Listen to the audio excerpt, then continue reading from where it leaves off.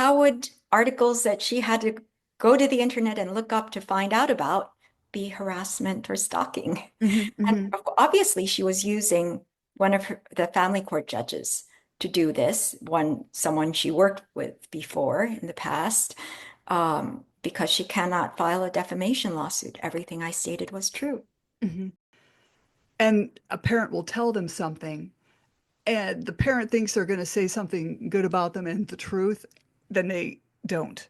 When they get into court, it's a different story. And the parent's left wondering, why was I lied to? People don't realize that these guardian ad litems are that d dangerous, for lack of a better word.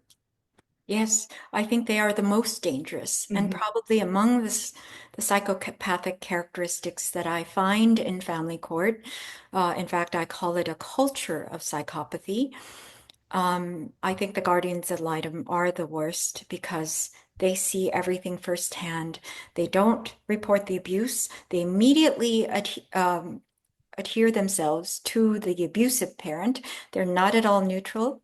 In my sister's case, uh, Evelyn Nasirios was having daily phone calls with the abusive father, whereas my sister could not get a single phone call with her. No emails would be answered for 4 years of not even seeing her children, not being able to exchange messages or have a phone call, not even being able to deliver Christmas or birthday gifts via another family member or a friend. Nobody would be allowed from the mother's side. And what I find is that they do this especially to mothers who are competent or having been successful. My sister was a high profile executive assistant to the New York State governor.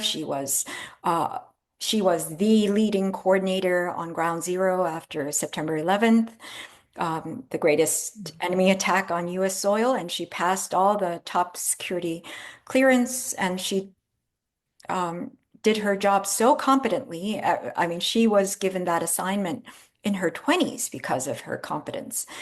And yet, in family court, she is considered mentally ill and Oh. incompetent, even though 11 psychiatric experts, some of world renown, have unanimously stated she has excellent mental health, exceptional talent in parenting.